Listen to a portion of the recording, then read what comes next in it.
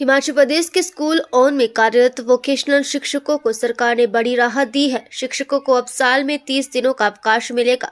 बुधवार को सचिवालय में शिक्षा मंत्री के साथ वोकेशनल शिक्षकों की बैठक हुई, जिसमें वोकेशनल शिक्षकों की मांगों पर चर्चा की गई।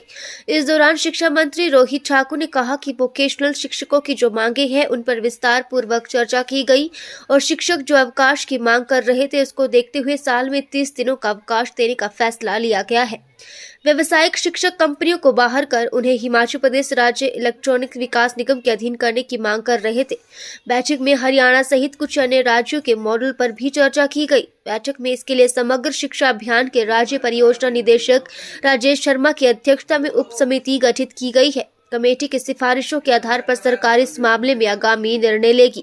कमेटी में सह सचिव शिक्षा सहित व्यावसायिक शिक्षक संघ के प्रतिनिधि भी शामिल होंगे, जो अपनी रिपोर्ट देंगे और इसके बाद मुख्यमंत्री के समक्ष इस मामले को उठाया जाएगा और उनके बाद मुख्यमंत्री के अंदर के समक्ष इस मामले को उठाएंगे।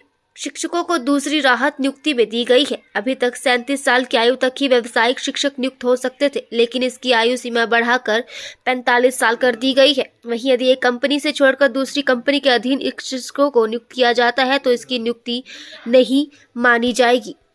मिले हैं और क्या आश्वासन उनको मिला है, क्योंकि वो आपसे पहले भी मिले थे और आपने उनसे उनकी डिमांड थी, क्या उनकी डिमांड थी, क्या कहेंगे?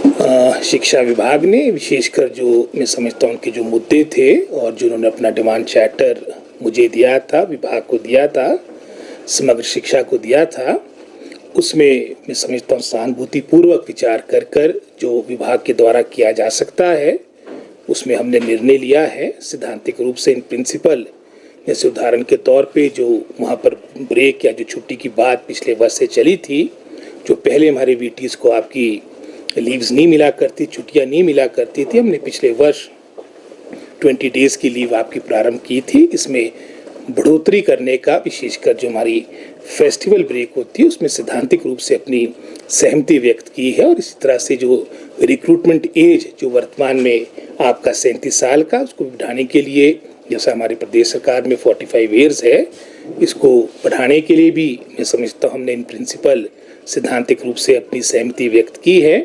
और इसके अलावा जैसे उदाहरण के तौर पे जो प्रदेश सरकार से संबंधित, जहाँ पर आपकी फाइनेंस इन्वॉल्व होगा, आपकी वित्तीय संबंधित बातें होगी, वो हम प्रदेश सरकार से टेकअप करेंगे, क्योंकि समग्र शिक्षा इसमें अधिकतर फंडिंग गवर्नमेंट ऑफ इंडिया से होती है। कुछ उनके ऐसे मुद्दे भी है जो केंद्र सरकार से टेकअप किए जाएंगे। तो इसके लिए एक हमारी एसपीडी की अध्यक्षता में कमेटी का गठन किया है, ताकि वो अपनी रिकमेंडेशन मुझे देंगे और उसी तरह से आगे उसको माननीय मुख्यमंत्री के संज्ञान में सारी बातें लाई जाएगी और जो मामले केंद्र से टेकअप करने हैं वो भी किए जाएंगे। रोहित जी, एक प्रिंसिपलों का मामला बड़े लंबे समय से चला है, डिप्टी डायरेक्टर बन नहीं पा रहे हैं। 2016 के बाद के जो प्रिंसिपल हैं वो रेगुलर नहीं हो पा रहे हैं। कमी कहाँ रह रही है, क्योंकि सरकार बैठकें तो लगातार कर रही है। डिप्टी डायरेक्टर्स का काफी समय से आपका कोर्ट में मामला लंबे था, लगभग कुछ 4 वर्ष से अधिक का समय हो चुका है।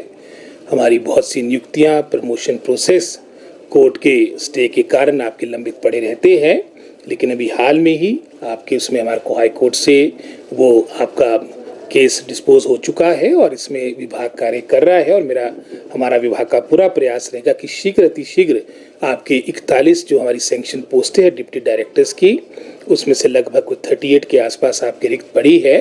जैसे मैंने पहले कहा, जब 4-5 वर्षों से आपकी प्रमोशन नहीं होगी तो ये पोस्टें स्वाभाविक ही खाली रहेगी।